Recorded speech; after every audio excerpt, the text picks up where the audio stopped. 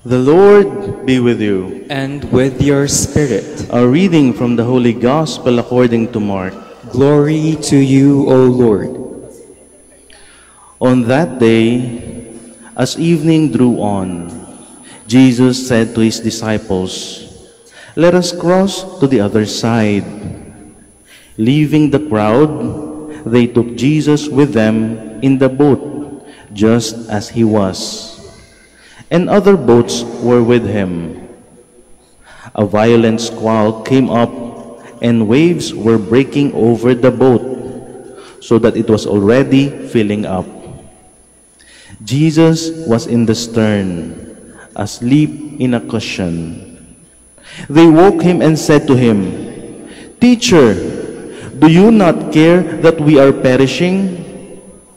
He woke up, rebuked the wind, and said to the sea, "Quiet, be still." The wind ceased, and there was a great calm. Then he asked them, "Why are you terrified? Do you not have faith?" They were filled with great awe and said to one another, "Who then is this, whom even the wind and the sea obey?" The Gospel of the Lord. Praise to you, Lord Jesus Christ. Please be seated. Meron pong isang kwento tungkol sa Africa kung saan po may mga dumating na mga misyonero na gustong ibahagi sa kanila yung kanilang mga pananampalataya. At yung tribo ng Afrikano na to, para malaman talaga kung sino ba ang nagsasabi ng totoo, hinuli nila yung 3 pinuno para matesting. Kaninong Diyos nga ba ang totoo? 3 po yung misyonero na yon. Yung isa ay Hinduism. Yung isa naman ay Buddhism. Yung isa naman, siyempre, may Katoliko. Tapos, ang pagsubok na binigay sa kanila, kailangan nilang tawagin yung kanilang Diyos dahil sila iuhulog sa bangin. Iuhulog sila sa bangin, sabi ng mga tribo, iuhulog namin kayo sa bangin, tawagin nyo yung mga Diyos nyo, at kung sino ang mabuhay, siya ang mayroong totoong Diyos. Kaya nga nauna yung Hindu. Sabi niya, bigyan niyo ako ng 5 minuto, ako'y magdarasal. Tapos nung 5 minuto, siya ay nagdasal, binabanggit niya yung kanyang Diyos, ang napili niya si Vishnu, Vishnu, Vishnu, Vishnu. After 5 minutes, siya na ay tumalon. Tumalon siya, binibigkas ang pangalan ni Vishnu. Tumalon mula sa bangin. Ayan, mataas na mataas yung bangin. Walang nangyari, siya ay bumagsak sa bangin, siya ay namatay. Kaya yung susunod, yung Buddhist, sabi niya, bigyan niyo naman ako ng 10 minuto, ako'y magdarasal. Siyempre, bilang Buddhist, ang tinawag niya si Buddha. Buddha, Buddha, Buddha. Kaya after ng 10 minutes, sabi niya, Buddha, Buddha, Buddha, Buddha. At tumalon na yung Buddhist. Buddha, Buddha, Buddha, Buddha, Buddha, Buddha. At pagdating sa gitna, bigla siyang umangat, lumutang siya. Tapos bumalik uli siya dun sa lupa, sa taas. Wow! Si Buddha, effective si Buddha. Nabuhayan to ngayong Katoliko. Nabuhayan yung misyonerong Katoliko. Sabi niya, 10 minutes yung dinasal nung Buddhist. Ako, 15 minutes. Bigyan niyo ako ng 15 minutes. At sa 15 minutes, nagdasal siya ng rosaryo. 15 minutes. At pagkatapos nun, siyempre, bago siya tumalon, sinasabi niya yung pangalan ni Jesus. Sabi, kung nagawa ni Buddha yan, siyempre, mas makapangyarihan si Jesus. Jesus, Jesus, Jesus. Tumalon siya. Jesus, Jesus, Jesus, Jesus, Jesus. Ang problema, pagdating doon sa kalahati, hindi pa siya umaangat. Jesus, Jesus. Kaya nga nung pagdating, nung malapit na siya doon sa lupa, bigla na lang siya sumigaw. Buddha! Alam niyo po, sa ating buhay, may pagkaganyan tayo, hindi ba? Sinasabi natin Katoliko tayo, sinasabi natin Kristiyano tayo, pero may magkakataon po, hindi po ang tiwala natin sa Diyos. Yan po ang hamon sa atin sa Ebanghelyo. Hindi po ba? Ang mga disipulo, ang mga apostoles, kasama na nila si Jesus sa bangka. Hindi po ba? Kasama na nila sa bangka. Pero nung may dumating na bagyo, sila ay kinabahan. Kabadong kabado, takot na takot. Ginising pa nila si Jesus dahil sa kanilang takot. Isang pagpapahayag ng kawalang tiwala sa ating Panginoon. Kawalang tiwala sa ating Panginoon. At sa ating pong buhay, minsan ganyan din po tayo. Kaya ngayon po, meron nga po akong simpleng listahan. Na pag yung mga bagay na po na ito ay pinapaniwalaan natin o ginagawa natin, isa pong malinaw na indikasyon na hindi buo ang tiwala natin sa ating Diyos. Simpleng listahan lang. Una po, naniniwala po ba tayo sa astrology o sa horoscope? Yan, mas alam natin yung horoscope. Horoscope. Naniniwala po ba tayo sa horoscope? Pag naniniwala po tayo sa horoscope, isang indikasyon po yan na tayo ay hindi buo ang tiwala natin sa Diyos. Kasi nilalagay natin yung tiwala natin sa horoscope. Di ba po ang horoscope, parang dito yung kapalaran ko? Ano ba ang kapalaran ko ngayon? Basahin ko nga sa horoscope. Pero kung titingnan po natin saan ba galing ang horoscope, ang horoscope po ay gawa lamang ng tao. Di ba? Mas lalo na yung sa dyaryo. Tao lang ang may gawa niyan. Bakit ilalagay mo yung tiwala dyan? Kaya mga kapatid, kung tayo naniniwala sa horoscope, isa pong malinaw na indikasyon, hindi tayo buong nagtitiwala sa ating Diyos. Pangalawa po, naniniwala po ba tayo sa feng shui? Mas lalo na sa TV natin, feng shui. Pag magpapagawa ng bahay, feng shui, dapat ganito, dapat ganito. Kasi nga po, ang feng shui, parang ang gusto po ng feng shui sabihin, dapat sa disenyo ng bahay mo, wini-welcome niya yung mga energy. Energy. At kung tayo po naniniwala sa feng shui, nagpagawa tayo ng bahay, pina-feng shui po natin, isang malinaw na indikasyon, wala tayong tiwala sa Diyos. Dahil ang feng shui po, gaya ng horoscope, gawa lang ng tao yan. Inisip lang niya yan. Hindi ba? Ano ang basahin niyan? Inisip lang niya yan. Tayo po bilang mga Kristiyano, kaya po tayo nagpapabless ng bahay. Dahil po gusto nating mawala ang mga evil spirit. Pangalawa, pag nagpabless po tayo ng bahay, ang gusto nating manahan sa ating bahay ay ang ating Diyos. Hindi po kung anumang good spirit yan. Espiritu ng bato, espiritu ng halaman. Kaya po tayo nagpapabless, tinatanggal natin yung evil spirit at ang gusto nating manahan sa ating bahay ay ang presensya ng Diyos. Gayun din po, sa ating pong buhay, meron po ba tayong mga lucky charms? Makikita po natin yan, mas lalo na sa mga tindahan, hindi ba? Lucky charms. Minsan po may mga bracelet, mas lalo na yung maliliit na figurine. Mga pusa, yung pusa na gumaganyan, mga lucky charms. Kung ano-ano mang imahen. At kung titingnan po natin, gaya po ng feng shui, galing po sa kulturang Inchik yan. Hindi po ba? Hindi po yan Kristiyano. At higit sa lahat, yung mga bagay, huwag po tayo magpapaloko. Mas magtiwala po tayo sa ating Diyos, sa ating Panginoon. Isa pa po, ito masyadong may pagka-Pilipino, pamahiin. Siyempre, very Pinoy yan.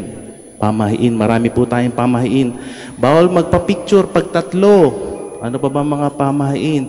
Bawal maligo pag Biyernes Santo.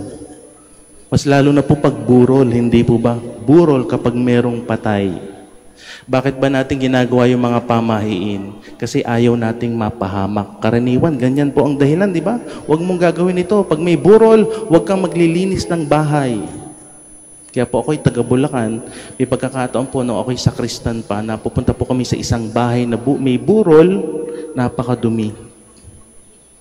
Pero ba, saan ba galing yan? Gaya nung mga una nating binanggit, gawa lang ng tao yan. Pero bakit ba yan sinusunod? Kasi nga ayaw mapahamak. Pero para sa ating po mga Kristiyano, mga Katoliko, naniniwala sa ating Panginoon, ang mas kailangan po nating gawin ay panalangin. Kung ayaw po nating mapahamak, ang dapat nating ginagawa ay ang pananalangin. Hindi po pagsunod sa mga pamahiin. Mas lalo na po yung mga ibang pamahiin, di mo maintindihan kung ano ba gustong palabasin. Wala sa hulog. Hindi po ba? Wala sa hulog. Pero sinusunod natin dahil ayaw nating mapahamak. Ito po ay isang malinaw na indikasyon na hindi buo ang tiwala natin sa ating Diyos. Kaya yung mga nabanggit po natin ito, kung meron po tayong pinaniniwalaan sa mga ito, sa ating buhay, kung sa ating bahay meron tayong mga figurine, meron tayong mga sinusuot na lucky charm, tanggalin na po natin para isang malino na patunay na mas gusto natin magtiwala kay Jesus, magtiwala sa ating Diyos. Kasi gaya nga ng sinabi dito sa ating ebanghelyo, pati yung dagat, yung hangin, sumusunod sa ating Panginoon. Siyempre naman, siya ang ating Diyos. Siya ang ating Diyos. Kaya suriin po natin ating sarili. Suriin po natin ating mga bahay. Kung meron man po tayo mga ganitong bagay, tanggalin na po natin at mag-sorry tayo sa ating Panginoon. Lord, sorry. Dahil nagtiwala ako sa mga bagay na gawa ng tao, ako ay naloko. Tatanggalin ko ng mga bagay na ito dahil mas kailangan magtiwala ako sa iyo. Dahil ikaw ang aming Diyos. Diyos na makapangyarihan. Meron pa pong mga pangalawang set na mga bagay na talagang mas lalo po nating dapat iwasan. Mas lalo nating dapat iwasan. Ito po yung mga bagay na, o mga tao na gumagamit ng black magic o yung mga masasamang elemento. Halimbawa po yung mga anting-anting o agimat. Mas lalo na po, dito po sa ating basilika, di po ba meron tayong blessing area doon sa car blessing? Paminsan-minsan po, meron po nagpapabless ng mga anting-anting agimat. Kaya po pinagsasabihan po namin, hindi dapat yan pinibless. Ang totoo po niyan, hindi dapat yan maging bahagi ng ating buhay. Mga anting-anting, agimat, kulam, gayuma, mga faith healers, mga albularyo, mga manghuhula. Dapat po hindi lang sa hindi natin sila pinaniniwalaan. Dapat po talagang tinatanggal po natin to sa ating buhay. Sapagkat kung may makakausap po kayong mga exorcist, ito po yung nagtatanggal ng mga sinasapian, hindi po ba? Isa po sa tinetrace nila pag mayroong isang sinapian. Sa pamilya nyo ba mayroong nagpa-practice ng pagka-albularyo? Mayroon ba kayong mga anting-anting? Nagpa-practice ba sa kamag-anak nyo ba? Sa mga ninuno nyo? Mayroon bang mga manghuhula? Mayroon bang mangkukulam? Kasi po yung mga bagay na ito, kung mayroon man silang kapangyarihan, ang tanongin nyo, saan galing yung kapangyarihan nila? Hindi po ba? Kung yung mga bagay na yan, mayroong mga kapangyarihan, saan galing? Isa pong sinisigurado ko sa inyo, hindi yan galing sa Diyos. At mas malamang po, kung may kapangyarihan man yung mga bagay na yan, kung may kapangyarihan yung mga taong yan, galing po yan sa kalaban. Kaya po sinasabi ng exorcist, kapag po sa ating pamilya may mga ganyan, sa ating mga ninuno, meron parang wini-welcome po natin ang masasamang espiritu sa ating buhay. Kaya ito po yung mga bagay nating dapat tanggalin. Dahil nga po sa ating pananampalataya, kaya nga tayo nagbe-blessing. Bakit ba tayo nagbe-blessing? Ang wini-welcome natin ay ang presensya ng Diyos sa ating buhay, sa ating tahanan, sa ating mga sasakyan. Presensya ng Diyos. Yung po ang gusto nating manahan sa mga bagay-bagay, mga bagay na pinapabanal po natin. Kaya mga kapatid, sana po yung mga bagay na ito po talaga yung dapat nating tanggalin sa ating buhay. At dahil po ngayon ay June, at meron po kasi mga lumabas sa feeds ko sa Facebook, nakita ko, meron po tayong 3 bagay na kailangang iwasan na idadagdag ko po ngayon. Hindi ko po alam kung nakita nyo. Kagabi ko nga lang po nakita. Hindi po ba ngayon meron mga nagdidiwang ng Pride Month? Yung may rainbow flag. Ewan ko lang po kung na-encounter nyo yan. Pero po sa aking Facebook, meron po akong nakita mga ganyan. Kaya ngayon po ipapaliwanag po natin. Karagdagan lamang. Bakit ba ang isang Kristiyano? Bakit ba ang isang Katoliko hindi dapat mag-celebrate ng Pride Month? Narinig nyo na po yan, hindi po ba? Pride Month. Dahil nga po ang pride, ay associated sa unang kasalanan. Ang pride, ang unang kasalanan. At yan po ay kasalanang hindi nagawa ng tao. Ang pride po ay kasalanang nagawa ng mga anghel. Si Lucifer at yung kanyang mga alagad na anghel. Pride. Dahil sa pride, ayaw na nilang sumamba sa Diyos. Dahil sa pride, nagkaroon po tayo ng mga demonyo. Hindi po ba? Yung mga sumuway sa Diyos nung matalo na ni Archangel Michael, tinapon po sila sa impyerno. Ang pride, ang unang kasalanan, kasalanang hindi ginawa ng tao, kundi ginawa ng mga anghel. At yung mga anghel na yon, sila yung naging demonyo. Kaya po pag sineselebrate natin yung Pride Month, parang pinagdidiwang pa natin yung pagkakaroon natin ng demonyo. Hindi po ba? Pride Month, celebrate mo yung Pride Month. Eh yan nga yung kasalanang ginawa ng mga unang anghel. Kaya tayo mayroong mga demonyo ngayon dahil sa pride. Yan po ang dahilan kung bakit hindi natin sineselebrate ang Pride Month. Pangalawa po, isang patunay dyan, dahil tayo may mga cellphone na mga ngayon, meron tayong mga data, meron tayong internet, i-google lang po natin, pag sunod-sunurin natin, type nyo, Pride Month, Rainbow Flag, Satanism, Demon Satanism. Idikit nyo po yan, tapos search, at makikita nyo po ang katotohanan. Dahil po itong organisasyon na to, yung gumagamit, nagse-celebrate ng Pride Month, galing po yan sa abroad, hindi po ba? Posible yata, baka sa Amerika pa nanggaling yan. Sineselebrate nila ang Pride Month. Pag tinype niyo po dyan, doon nyo makikita, this is an international organization that promotes Satanism.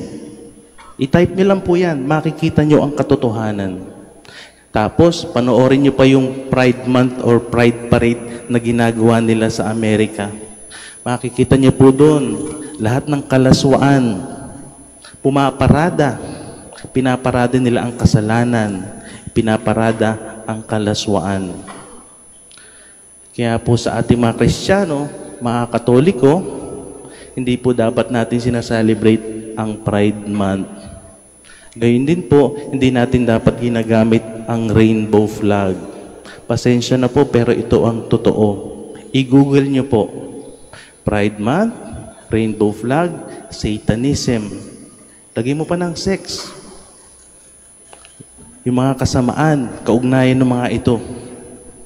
Because this organization is an international organization. Panoorin niyo po yung Pride March na ginagawa nila sa Amerika at makikita niyo po ang katotohanan. Mga kapatid, sa ating pong ebanghelyo, ang hamon po talaga sa atin ay buong pagtitiwala sa ating Diyos. Hindi po ba?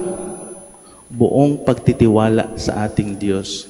Ako po, meron po kayo in-enumerate sa inyong 3 bagay na hindi natin dapat kinakapitan. Hindi natin dapat pinaniniwalaan. Dahil mga bagay po nito ay malinaw na indikasyon na hindi buo ang tiwala natin sa ating Panginoon. Kaya sana po ito po sana ang ating pagnilayan, pagdasalan. Matanggal po ang mga bagay na ito dahil bilang mga anak ng Diyos, di po ba ang mas gusto natin talaga yung kapit natin sa ating Panginoon ay buong buo. Kaya po sa banal na misang ito po ang gawin nating special intention. Panginoon, sana yung mga bagay na kinakapitan ko na hindi naman dapat ay mabitawan ko na. Sapagkat sa aking buhay, mas gusto kong magtiwala sa iyo ng buong buo. Buong pagtitiwala sa iyo sapagkat ikaw ang aming Diyos. Diyos na makapangyarihan, Diyos na may likha ng langit at lupa.